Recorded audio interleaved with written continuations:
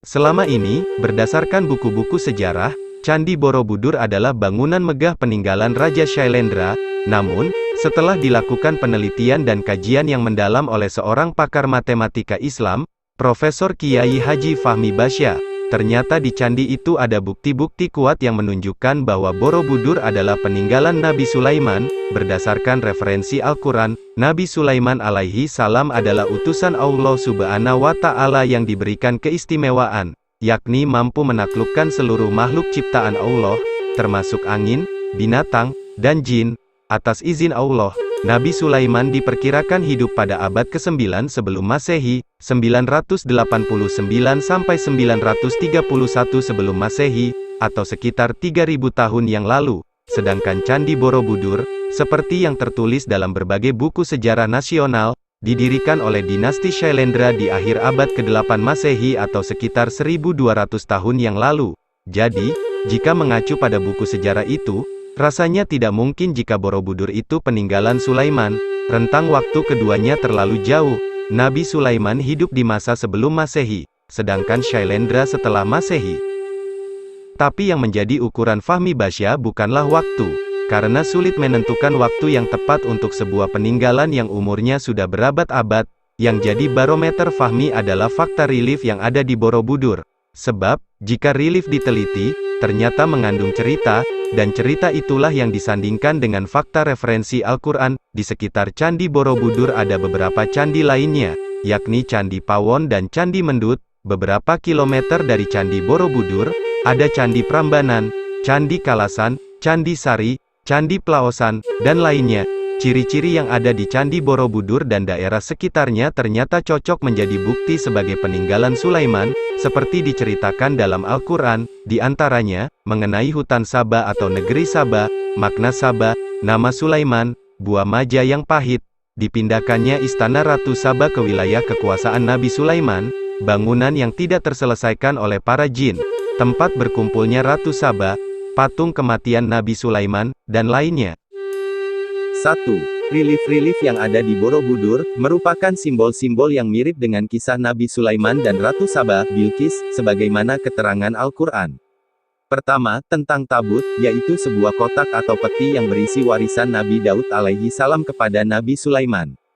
Di dalamnya terdapat kitab Zabur, Taurat, dan tongkat Musa, serta memberikan ketenangan. Kisah itu ada pada relief di Borobudur. Tampak peti atau tabut itu dijaga oleh seseorang. Hal itu diceritakan dalam Al-Quran Surat Al-Baqarah ayat 248. Dan Nabi mereka mengatakan kepada mereka, sesungguhnya tanda ia akan menjadi raja ialah kembalinya tabut kepadamu, di dalamnya terdapat ketenangan dari Tuhanmu dan sisa dari peninggalan keluarga Musa dan keluarga Harun. Tabut itu dibawa malaikat. Sesungguhnya pada yang demikian itu terdapat tanda bagimu, jika kamu orang yang beriman. Quran Surah Al-Baqarah ayat ke-248. 2. Pekerjaan jin yang tidak selesai ketika mengetahui Nabi Sulaiman telah wafat. Quran Surah Saba ayat ke-14, saat mengetahui Nabi Sulaiman wafat, para jin pun menghentikan pekerjaannya.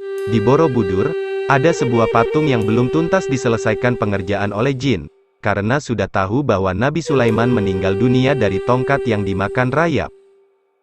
3. Jin-jin diperintahkan membangun gedung yang tinggi dan membuat patung-patung. Quran Surah Saba ayat ke-13, seperti diketahui, banyak patung Buddha yang ada di Borobudur, sedangkan gedung atau bangunan yang tinggi itu adalah Candi Prambanan. 4. Nabi Sulaiman berbicara dengan burung-burung dan hewan-hewan. Quran Surah An-Naml ayat 20-22. Di dalam relief Candi Borobudur juga ada sejumlah frame relief yang bermotifkan bunga dan burung. Terdapat pula sejumlah relief hewan lain, seperti gajah, kuda, babi, anjing, monyet, dan lainnya. 5. Kisah Ratu Saba dan rakyatnya yang menyembah matahari dan bersujud kepada sesama manusia.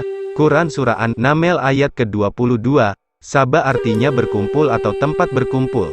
Ungkapan burung hudhud tentang Saba, karena burung tidak mengetahui nama daerah itu. Tempat berkumpulnya manusia itu adalah Candi Ratu Boko yang terletak sekitar 36 km dari Borobudur. Jarak ini juga memungkinkan burung menempuh perjalanan dalam sekali terbang.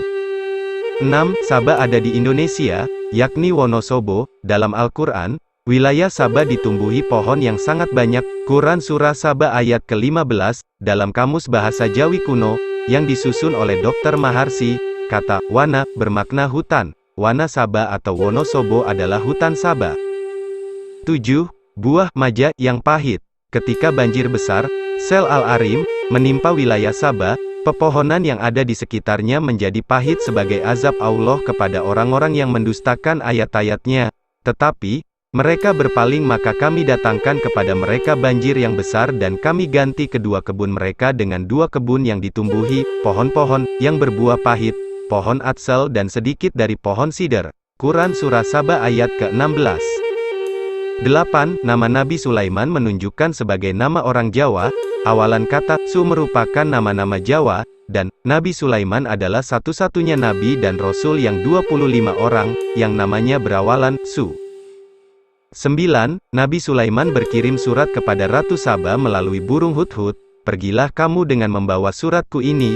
Quran Surah An-Naml ayat ke-28, surat itu ditulis di atas pelat emas sebagai bentuk kekayaan Nabi Sulaiman. Surat itu ditemukan di sebuah kolam di Candi Ratu Boko. 10. Bangunan yang tinggal sedikit, Sidrin Kolil. Lihat Surah Sabah ayat ke-16. Bangunan yang tinggal sedikit itu adalah wilayah Candi Ratu Boko. Dan di sana terdapat sejumlah stupa yang tinggal sedikit. Ini membuktikan bahwa Istana Ratu Boko adalah Istana Ratu Sabah yang dipindahkan atas perintah Nabi Sulaiman. Selain bukti-bukti di atas, masih banyak lagi bukti lainnya yang menunjukkan bahwa kisah Ratu Sabah dan Sulaiman terjadi di Indonesia.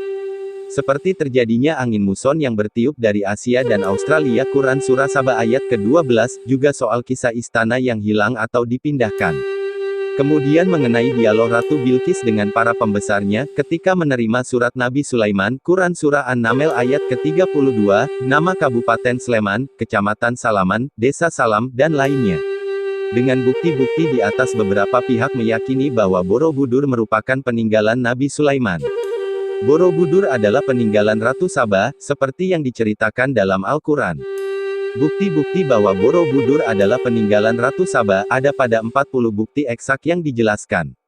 Salah satu bukti paling kuat dan belum bisa dibantah adalah ditemukannya surat dari Nabi Sulaiman bertuliskan, Bismillahirrohmanirrohim, di atas sebuah plat emas di dalam kolam pemandian Ratu Sabah, Ratu Boko, di daerah Sleman, Jawa Tengah.